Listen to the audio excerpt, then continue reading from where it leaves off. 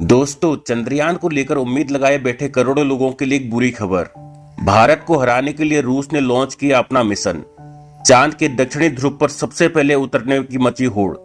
दोस्तों, यह space exploration है या भारत को नीचे दिखाने की कोई साजिश? दोस्तों, हमारा चंद्रयान 3 इस समय चांद के ऑर्बिट में चक्कर लगा रहा है और ये चांद पर उतरने के काफी नजदीक भी है।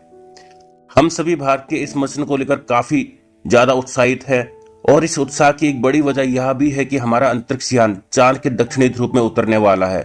और जैसा कि हमें उम्मीद थी, इस मिशन के सक्सेसफुल होते ही भारत चांद के इस इलाके में उतरने वाला दुनिया का पहला देश बन जाएगा।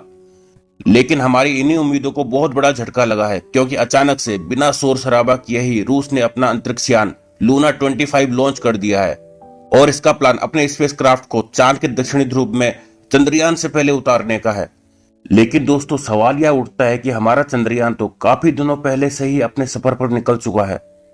ऐसे में रूस का यह यान हमसे पहले चांद पर कैसे पहुंच सकता है? और सबसे बड़ा सवाल यह है कि रूस ने अचानक इस समय ही इस मिशन को क्यों लॉन्च किया, जबकि इसने चांद पर अपना पिछला मिशन 47 साल पहले भेजा था। क्या यह भारत के खिलाफ कोई साजिश है? इन सभी सवालों का जवाब हम इस वीडियो में देने वाले हैं, इसलिए इस वीडियो को अंत तक जरूर देखें। दोस्तों, रसिया ने करीब 47 साल बाद चांद पर अपना मून मिशन भेजा। 11 अगस्त की सुबह 4:40 के करीब अमूर ओब्लास्ट के वोत्सोनी कॉस्ट्रोड्रोम से लूना 25 लैंडर मिशन लॉन्च किया गया। लॉन्चिंग सोयूज 2.1B रॉकेट से किया गया।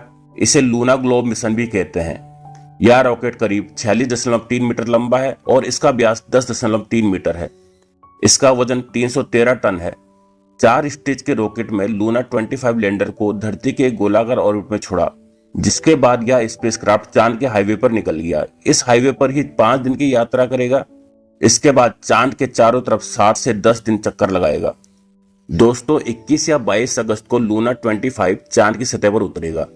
इसका लैंडर चांद की सतह पर 18 किलोमीटर ऊपर पहुंचने के बाद लैंडिंग शुरू करेगा।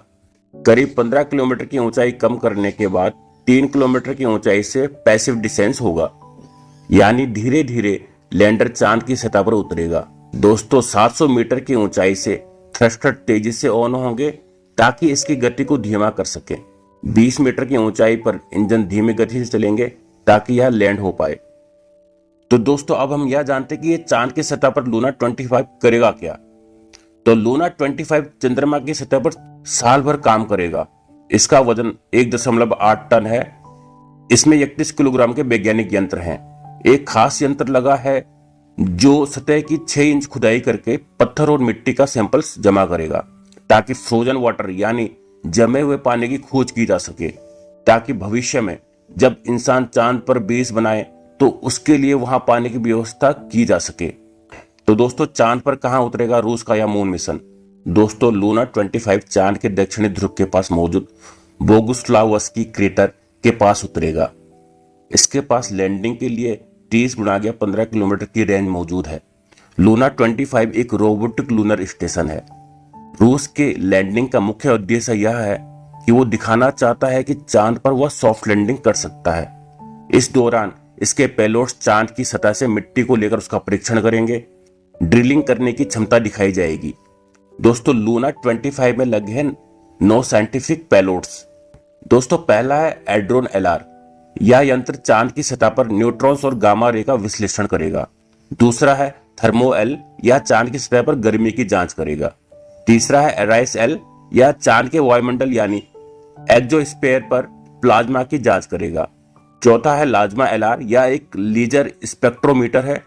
पांचवा है LIS TV RPM। यह खनिजों की जांच और तस्वीरों के लिए इंफ्रारेड स्पेक्ट्रोमीटर है। छठा है PML। यह धूल और माइक्रो मेट्रियोराइट्स की जांच करेगा। सातवां STSL। यह पैनारोमिक और लोकल इमेज लेगा। आठवां है लेजर रिफ्लेक्टोमीटर। यह चांद की सतह पर रेंजिंग एक्सपेरिमेंट्स करेगा। और नौवा है बुनी। यह लैंडर को पावर देगा और साइंस डेटा को जमा करेगा जो धरती पर भेजेगा। दोस्तों, यूक्रेन पर हमला करने के बाद पहली बार रूस ने किसी दूसरे ग्रह या उपग्रह के लिए अपना मिशन भेजने को तैयार हुआ है। हालांकि रूसी स्पेस एजेंसी ने कहा है कि हम किसी देश या स्पेस एजेंसी के साथ प्रतियोगिता नहीं कर रहे हैं। हमारे लैंडिंग इलाके भी अलग है।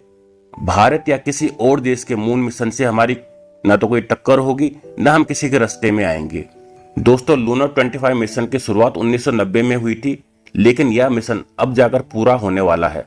रूस ने इस मिशन के लिए जापानी स्पेस एजेंसी जाक्सा को साथ लाने की कोशिश की थी, लेकिन जापान ने मना कर दिया था। फिर उसने इसरो से मदद की अपील की थी, लेकिन यह बात बन नहीं सकी।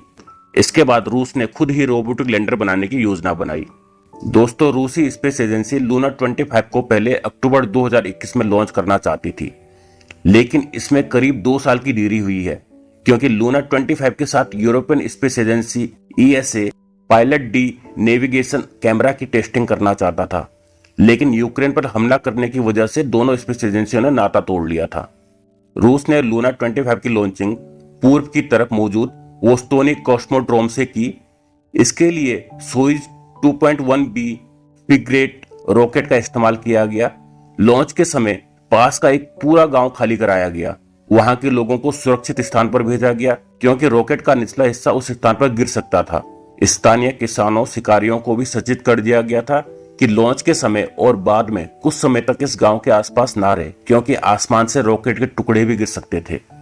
तो दोस्तों, यह थी जानकारी रशियन मिशन लूनर 25 के बारे में। तो आपको क्या लगता है कि पहले रूस का लूनर 25 या भारत का चंद्रयान, इनमें से कौन पहुंचेगा?